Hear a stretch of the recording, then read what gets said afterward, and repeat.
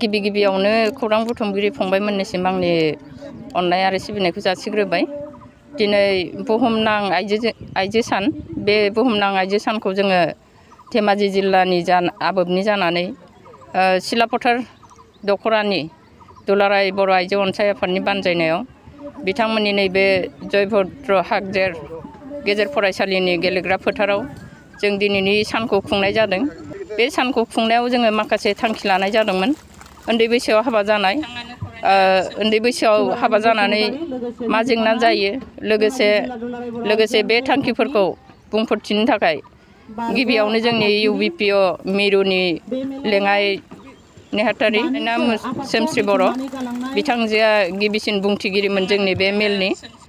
बेनि उनावनो आरो बुंथिगिरि हिसाबै जों लाबोदोंमोन आइजोनि उन्दै बैसोआव हाबा जानाय, आइजो जोनोम सान, बेनि सोमोन्दै बुंथिनो थाखाय मुस्रिमा सोरजिला औवारि मिरुनि थुनलाइ आफादनि नेहाथारि बिथांमोनखौ जों गाहायै बुंथिगिरि हिसाबै बे मेलाव लिंनाय जादोंमोन।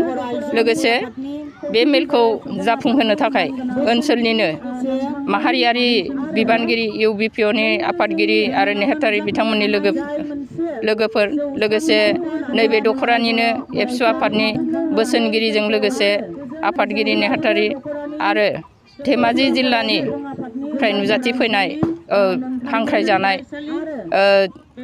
एबसुनि लेङाइ नेहाथारि बिथांखौबो जों बे मेलाव लिंनाय जादोंमोन। बेबादिनो गोबां माहारियारि आफादफोरनिफ्राय जों दिनै ज' जानानै गोबां बेसेन गोनां बाथ्राफोरखौ जोङो बाहाय सावरायलायनाय जादों। आरो लोगोसे जोंनि बे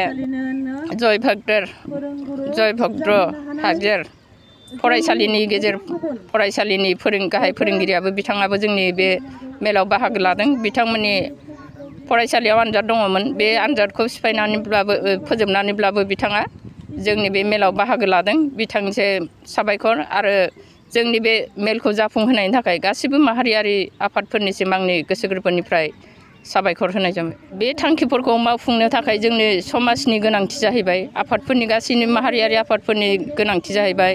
समाज होननानै बुङोब्ला बिथांमोननि दिथागिरि बिमा बिफा, गामियारि गावबुराजों लोगोसे बिथांमोननि आफादगिरि नेहाथारि बिथांमोना जुदि खौसेयै थायोब्लासो जोङो जोंनि साननायफोरखौ मावफुंनो हागोन होननानै आं सानो आरो। बेयाव लोगोसे जोबथा जिहेथु माहारियारि आफादफोरखौ नोंसोरमोनजों माबायदि बाहागो लाजानो लुगैयो?